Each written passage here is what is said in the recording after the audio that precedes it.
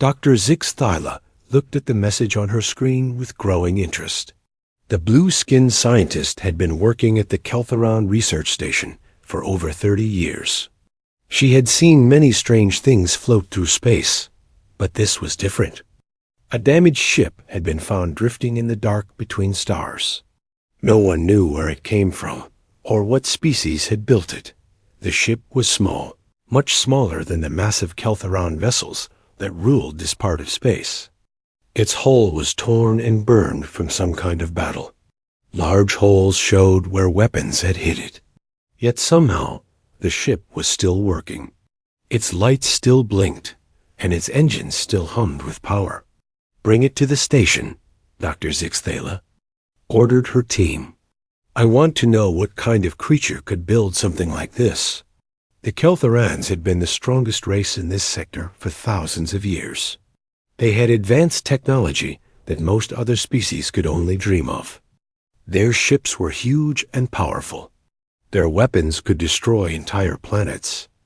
They had studied hundreds of different alien races, and all of them had been weak compared to the KELT Hera NS. Dr. Zix expected this new ship to be just another curious find. Maybe the beings who built it would be interesting to study. Maybe they would have some useful technology. But she was not worried. No race had ever been a real threat to the Keltherans. The strange ship was called the UES Defiant. Inside, the automated systems were still running. The life support was working, keeping the air clean and the temperature steady.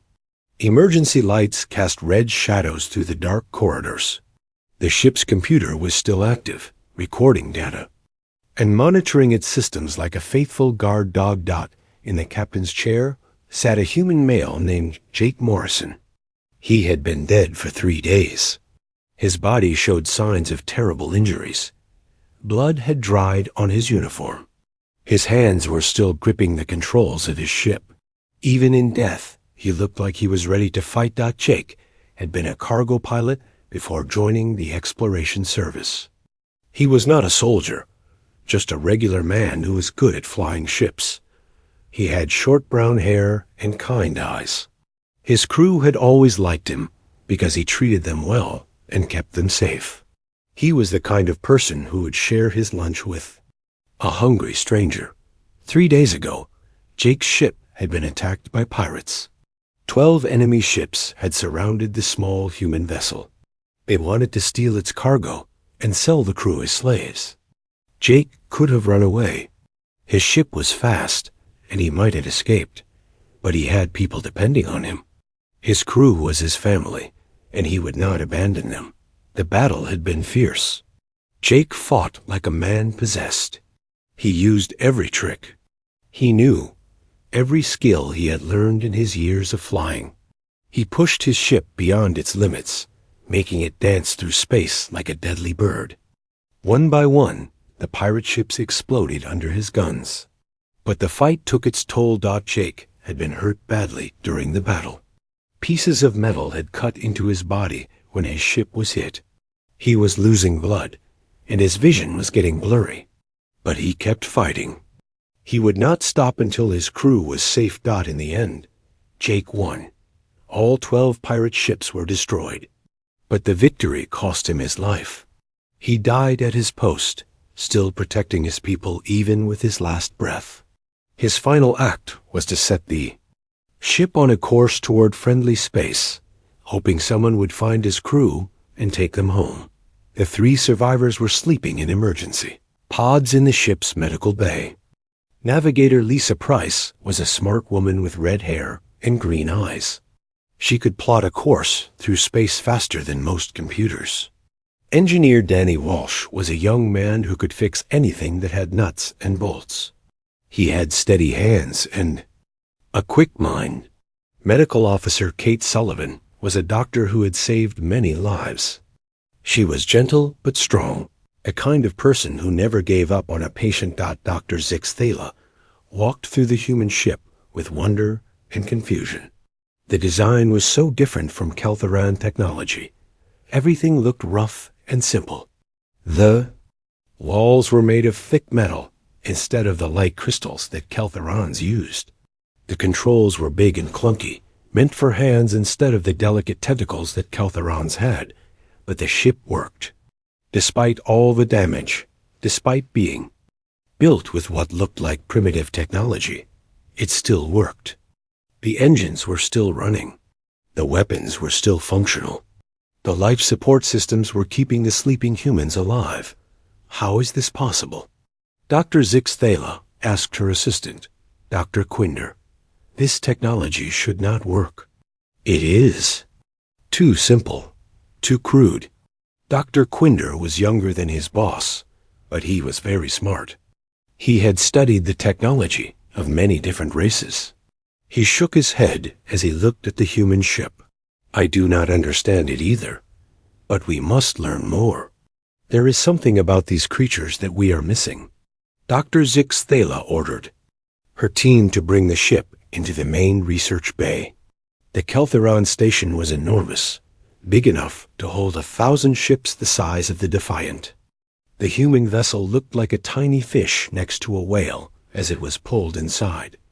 Scientists gathered around the ship, excited to study this new discovery. They had tools that could scan every atom, computers that could decode any language, and knowledge that had been gathered over millions of years. They were confident that they would quickly understand everything about these new aliens. But as Dr. Zix Thala looked at the face of the dead human captain, she felt a strange chill. There was something in his expression, even in death, that made her uncomfortable. It was the face of someone who had refused to give up, who had fought until the very end. She did not know it yet, but Jake Morrison and his crew were about to teach the Keltherans a lesson they would never forget. Dr. Zix Thala started her work the next morning. She was excited to learn about these new aliens. The Keltherans had studied many different species over the years. Most of them were simple creatures who lived on one planet and never traveled to the stars. Some were smarter and had basic technology, but none of them had ever been a real challenge for the Keltherans to understand. Dr. Quinder helped her set up the scanning equipment around the human ship. Their machines could look through solid metal and see everything inside. They could read the ship's computer files and understand how every system worked. The two scientists expected to finish their study in just a few days. Let us start with the computer records, Dr. Zix Thala said. We need to know where these creatures came from and why they were in our space. The human ship's computer was different from anything they had seen before. It was simple but very tough.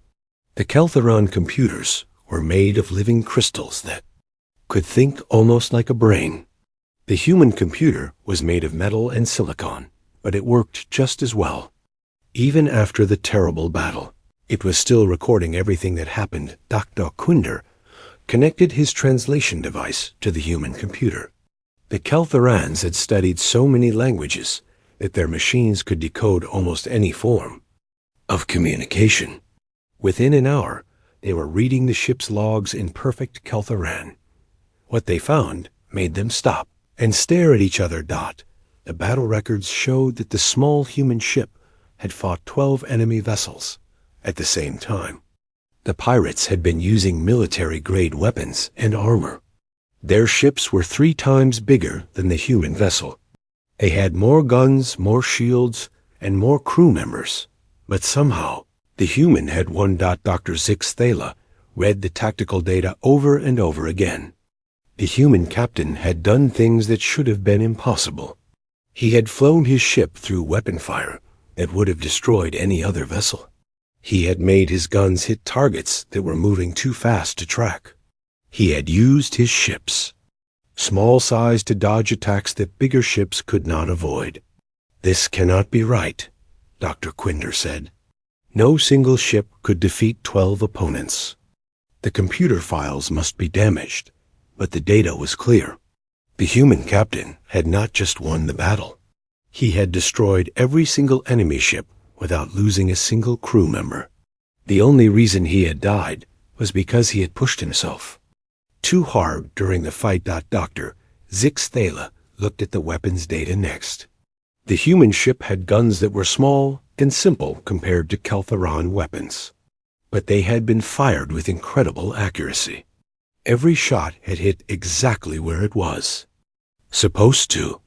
The captain had not wasted a single bullet. The ship's movement patterns were even more amazing. The human had made his vessel dance through space like it was alive. He had spun and twisted and turned in ways that should have torn the ship apart. The forces acting on his body during those moves should have killed him, but he had kept fighting.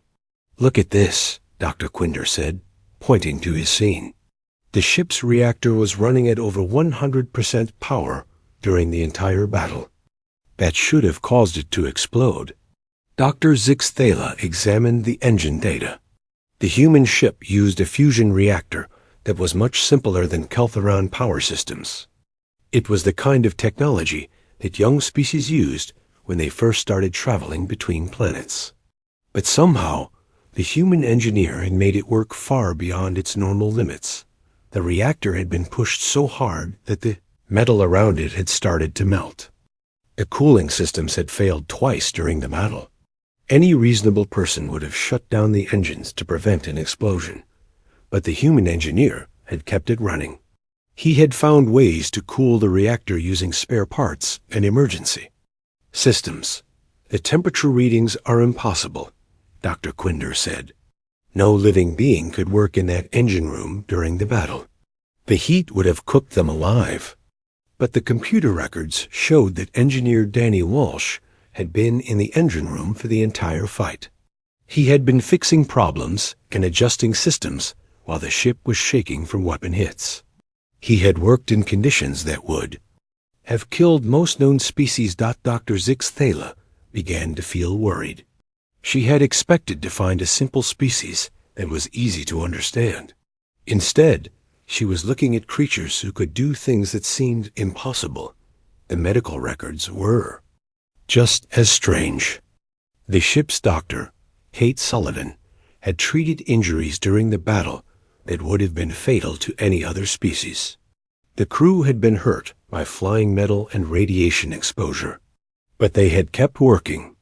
They had ignored pain that would have left most creatures unconscious. Captain Jake Morrison's medical data was the most disturbing of all. The scans showed that he had been hurt badly early in the battle. He had pieces of metal in his chest and burns on his arms. He was losing blood and should have been in terrible pain. But he had kept fighting for 3 more hours. He performed surgery on himself, Dr. Zixthala said in amazement. "Look at these records." He removed metal from his own body and sealed the wounds. Then he went back to the bridge and continued the battle.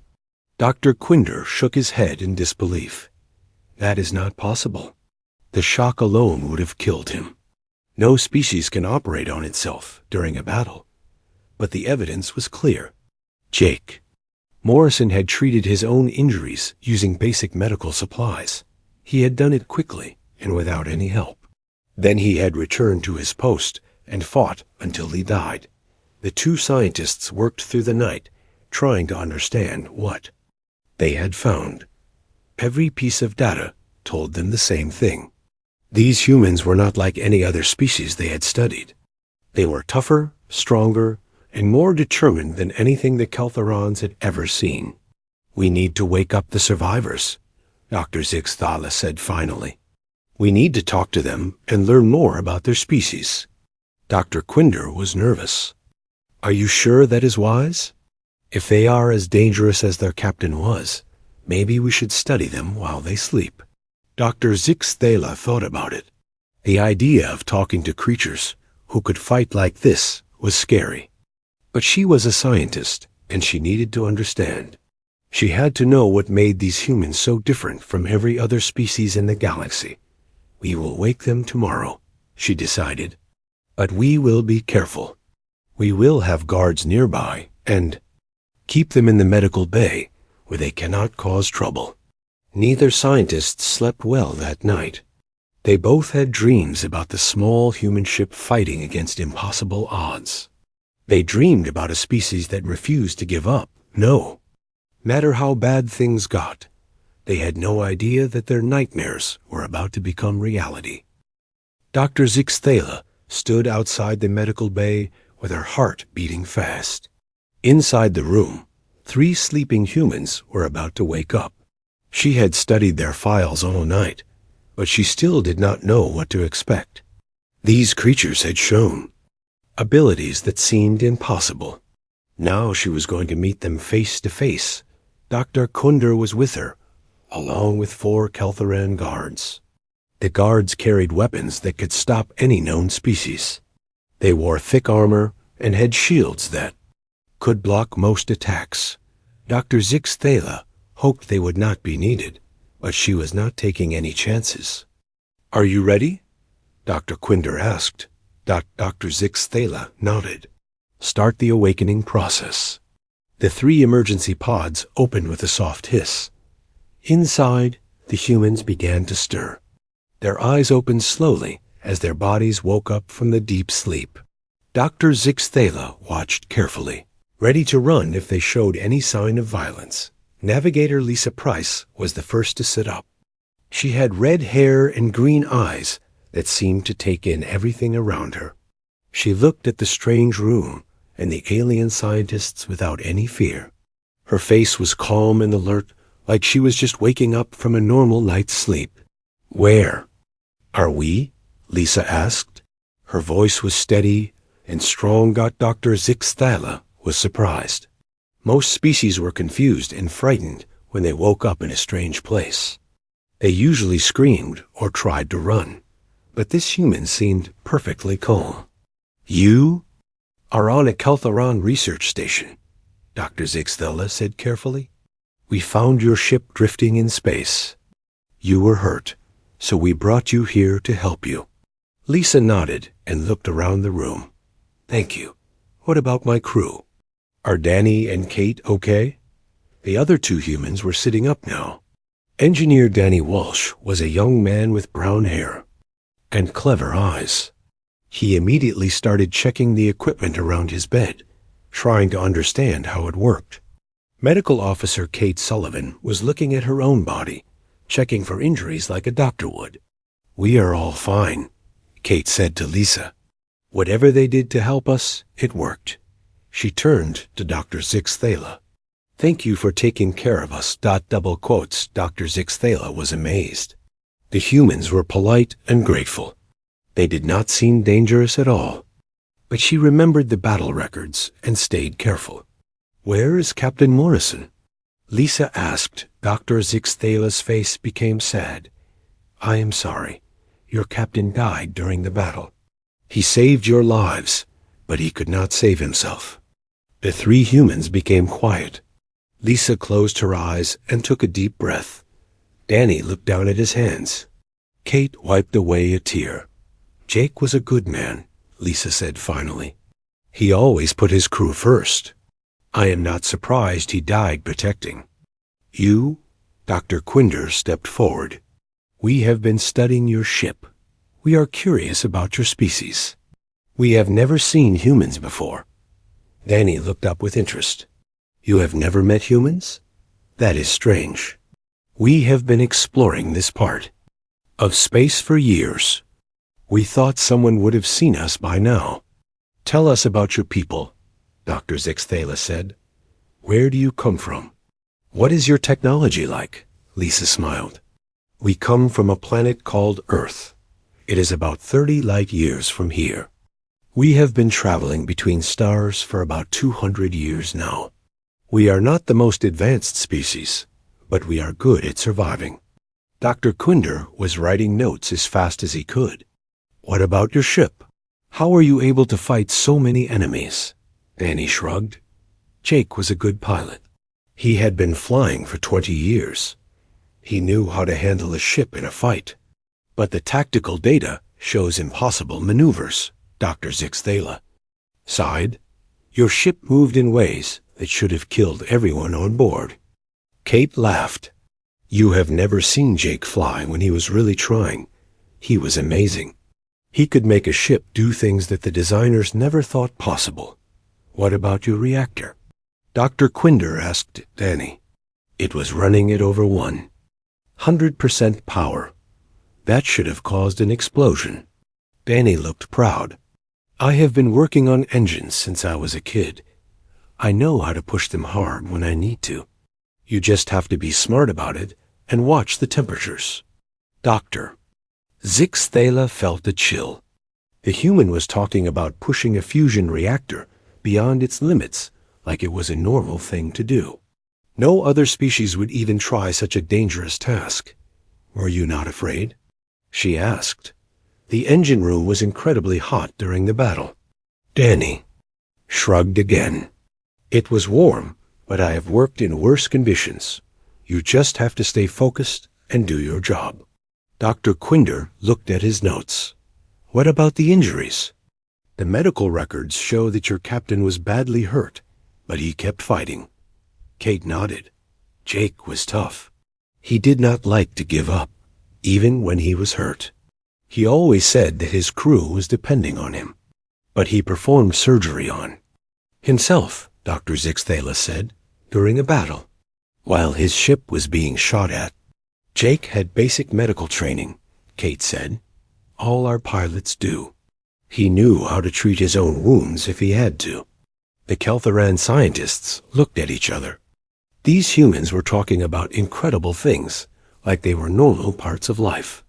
Operating on yourself during a battle was not normal. Working in deadly heat was not normal. Flying impossible maneuvers was not normal. Tell us about your planet, Dr. Zixthala said. What is it like? Lisa smiled. Earth is beautiful. It has blue oceans and green forests. But it can be dangerous too. We have storms that can destroy cities. We have earthquakes and volcanoes. We have deserts where the heat can kill you and polar regions where the cold can freeze you solid.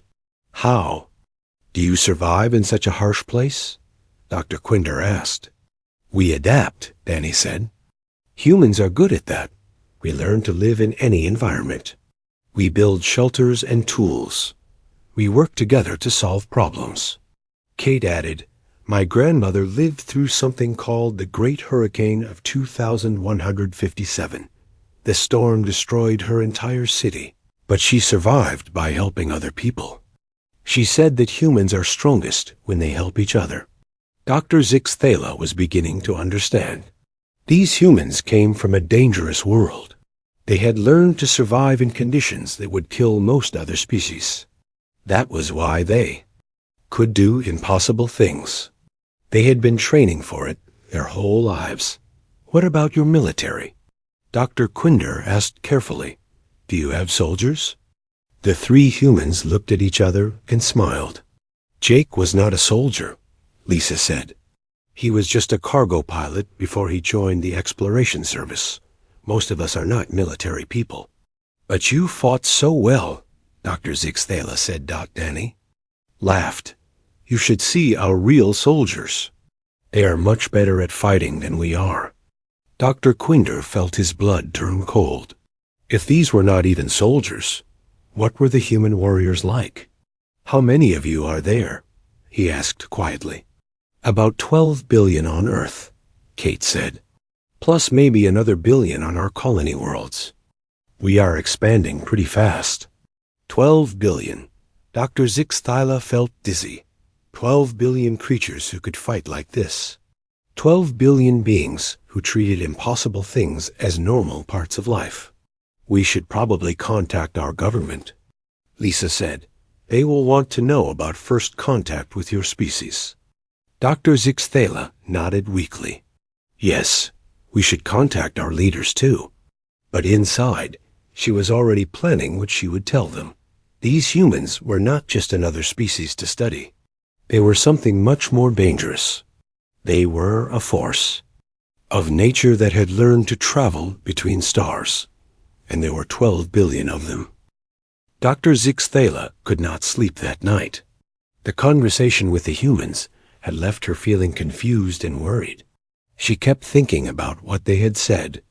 Jake Morrison was just a cargo pilot, not even a real soldier. Yet he had fought like the greatest warrior in Keltheron history. The next morning, she made a decision that would change everything. She needed to understand these humans better. She needed to study their bodies and learn what made them so different from every other species in the galaxy. "I want to examine the dead captain," she told Dr. Quinder. "We need to do a full biological analysis." Dr. Quinder looked worried. "Are you sure? The humans might not like us studying their dead." "We will be respectful," Dr. Zixthala said. "But we need to know what we are dealing with. These creatures are not like anything we have seen before." They moved Jake Morrison's body to the main laboratory. The room was filled with advanced scanning, equipment that could look at every cell in his body. Dr. Zixthala had used these machines to study hundreds of different species. She thought she knew what to expect from biological analysis. She was wrong. The first scans showed bone density that was 3 times higher than any known species. Jake's skeleton was not just strong, it was incredibly heavy. Each bone was thick and solid, designed to handle enormous stress. His skull was particularly thick, built to protect his brain from impacts that would kill other creatures. "This is impossible," Dr. Quinder said, looking at the data. "Bones this heavy should make it impossible for him to move quickly." But the muscle scans showed why Jake could move so fast. His muscles were packed with fibers that could contract with explosive force. They were designed for short bursts of incredible power. Each muscle group was connected to the others in ways that created maximum efficiency. Dr. Zixthala examined his heart next. It was larger than normal and had thick walls that could pump blood under extreme pressure. The blood vessels throughout his body were reinforced to handle the stress. His lungs were designed to extract oxygen from air that would be too thin for most species to breathe. "Look at his nervous system," Dr. Quinder said in amazement. The brain scans were the most shocking of all. Jake's brain showed pathways that were designed for processing multiple combat situations at the same time. His reaction times were so fast that they seemed impossible. The parts of his brain that controlled movement and coordination were much larger than normal. But the most disturbing discovery was in his brain chemistry. The scans showed that Jake had been producing stress hormones during the battle. That would have driven any other species completely insane. The levels were so high that his brain should have shut down from the overload. Instead, he had used the chemicals to improve his performance. "He was designed for war," Dr. Zixthala whispered. Every part of his body was built for fighting and surviving. Dr. Quinder was reading the medical history files. According to his records, Jake Morrison was considered completely normal for his species. He was not even particularly strong or fast compared to other humans. The words hit Dr. Zixthala like a physical blow. This incredible warrior, this perfect fighting machine, was just an average human. If this was normal, what were the exceptional ones like? She began looking through more of the ship's files. The humans had been polite and helpful, but their computer contained military records that were classified. Dr. Zixthala used advanced decryption tools to break through the security. What she found made her hands shake. The files mentioned something called the Siege of Kepler Station. 200 human soldiers had been trapped on a space station by 50,000 enemy troops. The battle had lasted for 6 months. When it was over, the humans had won. They had held off an army that was 250 times larger than their own force. There were records of Operation Darkfall, where a single human unit had captured an entire star system. The details were vague, but the results were clear. 12 humans had taken control of a system that contained 6 inhabited planets and over 1 billion people. Dr. Quinder found references to human military training. New soldiers were taught to fight in conditions that would kill most species. They learned to operate without food or water for days. They practiced fighting while injured and exhausted. They were trained to never give up, no matter how hopeless the situation seemed.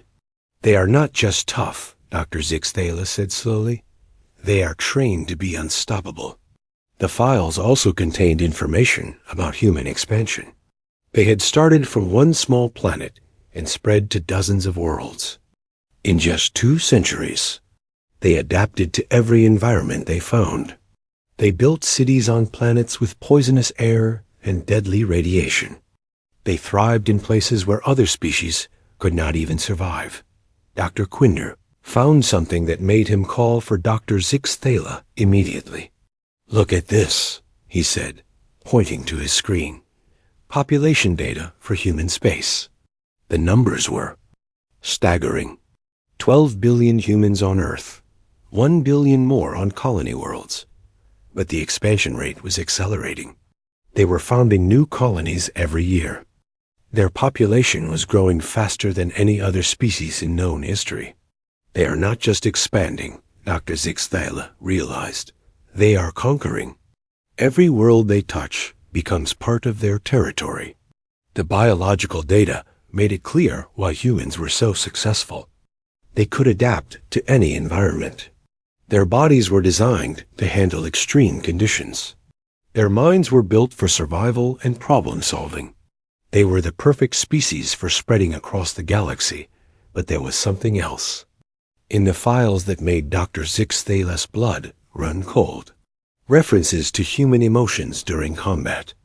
Other species fought because they had to. Humans fought because they chose to. They had something called protective instinct that made them incredibly dangerous when their loved ones were threatened. Jake Morrison had died protecting his crew, but he had also destroyed 12 enemy ships to do it. He had not just defended his people, he had completely eliminated the threat. That was how humans thought. They did not just win battles. They made sure their enemies could never threaten them again. Dr. Quinder made another discovery. "The humans have been in this sector for years," he said. "They have established trade routes and research stations. They have been quietly mapping our territory." Dr. Zixthala felt a chill of fear. The humans had been studying the Keltherans, while pretending to be simple explorers. They had been learning about Keltheran technology and military strength. They had been preparing. What are they preparing for? She asked. The answer came from the ship's navigation logs. The humans had detailed maps of Keltheran space. They knew where every major military base was located. They had identified the most important planets and trade routes. They had been gathering intelligence for years. Dr. Zixthala realized the terrible truth. The humans were not just another species to be studied. They were potential conquerors who had been quietly scouting their future territory. Jake Morrison and his crew had not been simple explorers. They had been advanced scouts for a species that was designed for war. "We need to warn the High Council," Dr. Quinder said. Dr. Zixthala nodded. But she knew it might already be too late.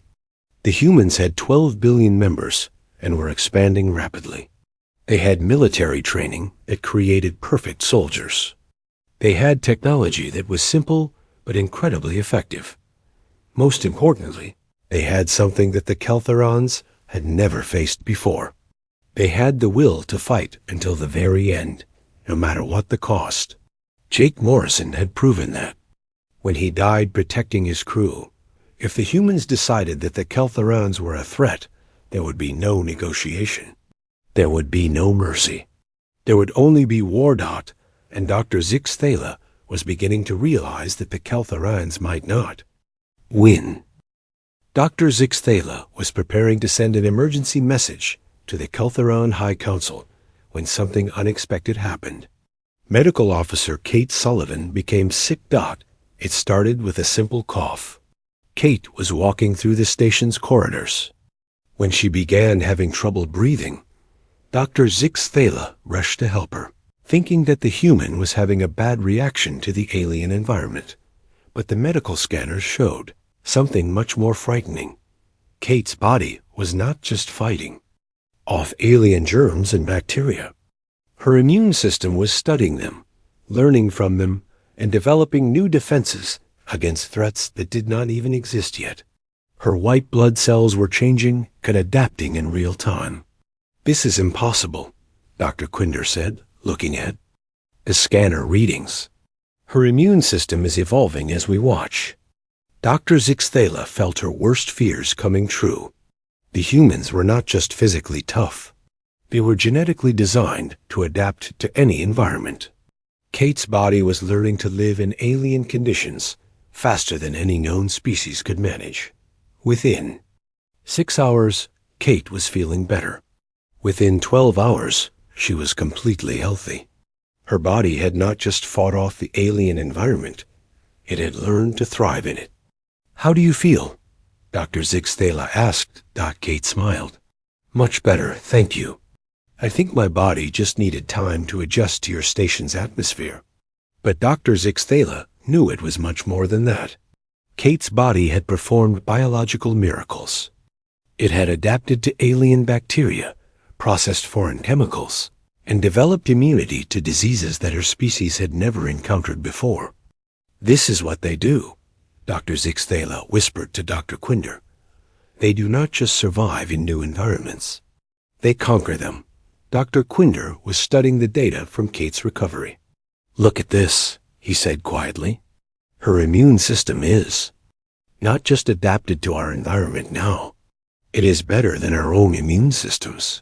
She is now more resistant to diseases than we are."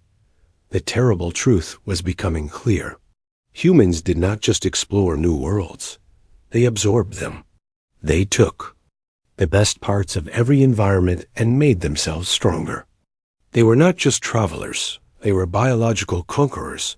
Dr. Zixthala made her decision. She sent an emergency transmission to the Keltheron High Council with the highest priority code possible. The message was simple but urgent. Retreat.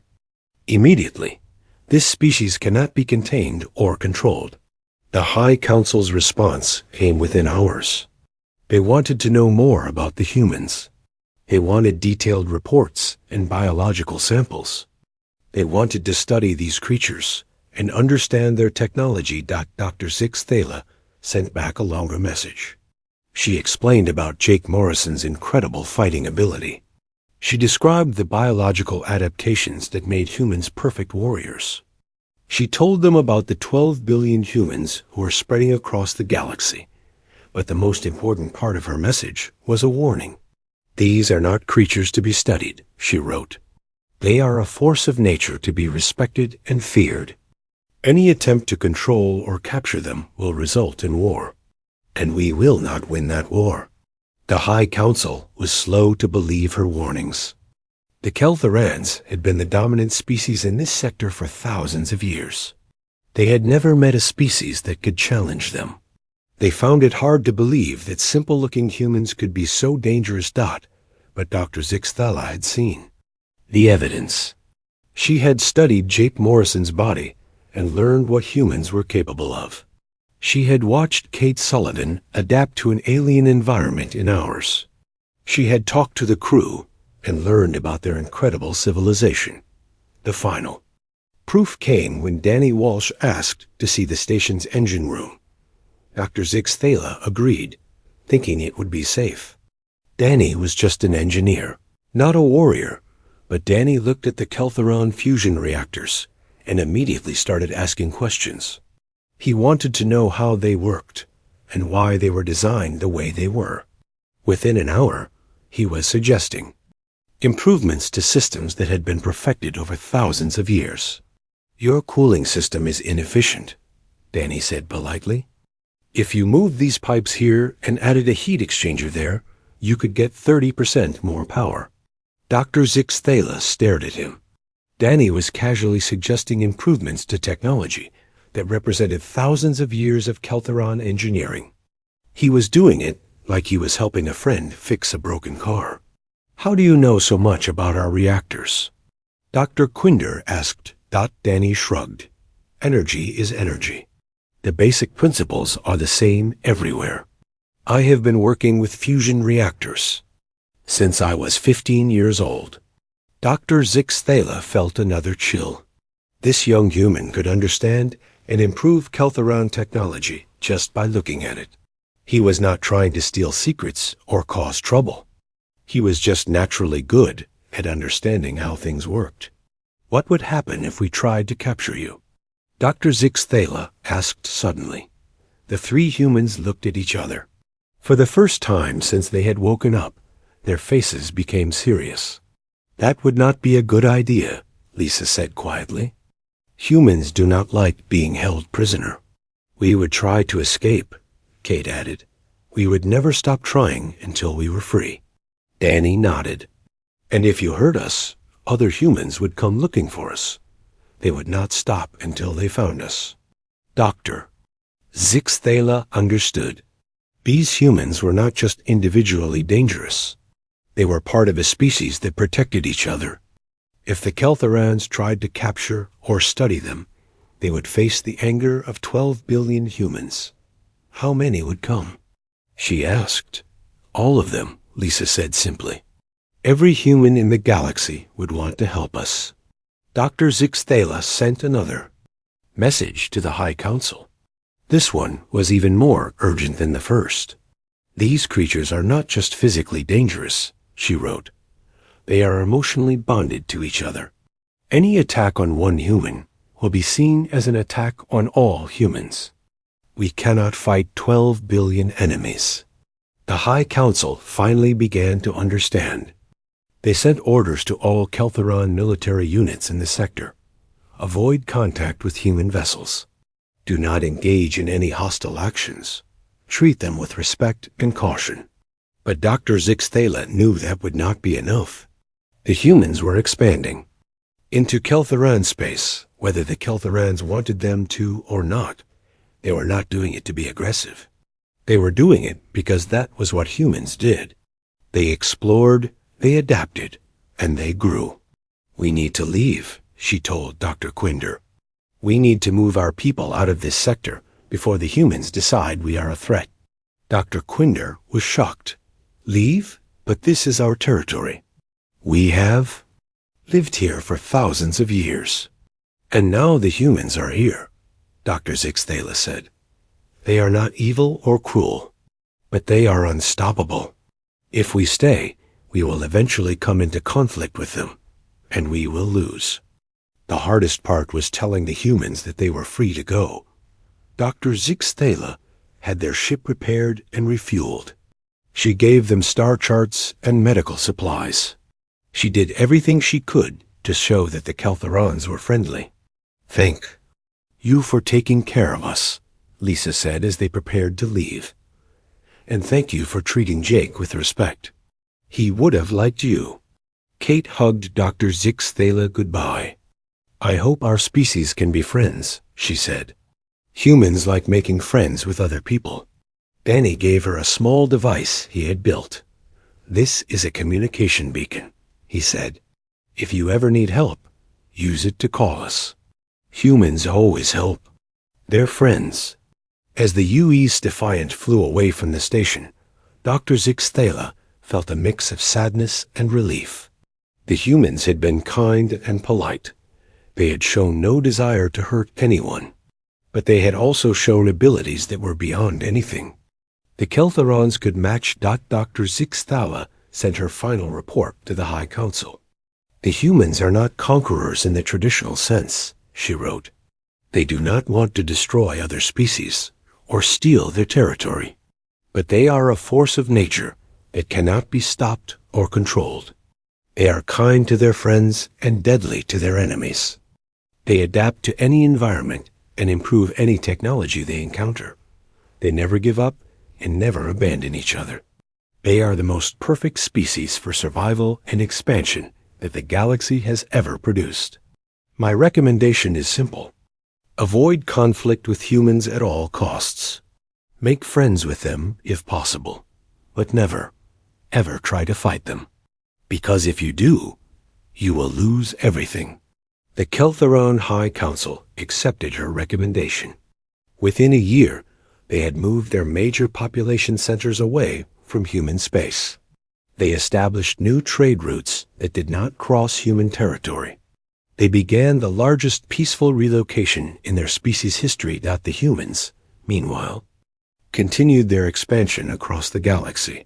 They explored new worlds, made contact with other species, and built new colonies. They were peaceful explorers who just happened to be the most dangerous creatures in the universe. Jake Morrison had wanted to be remembered as an explorer, not a warrior. In death, he had achieved both goals. He had made first contact with an alien species and had shown them the true nature of humanity. He had won a war without firing a single shot. The humans never knew that their mere existence had changed the balance of power in an entire sector of the galaxy. They continued their journey through the stars, carrying the memory of a brave captain who had died protecting his crew. And somewhere in the dark between stars, other alien species were learning the same lesson that the Keltherons had learned. Humanity was not just another species to be studied or conquered. They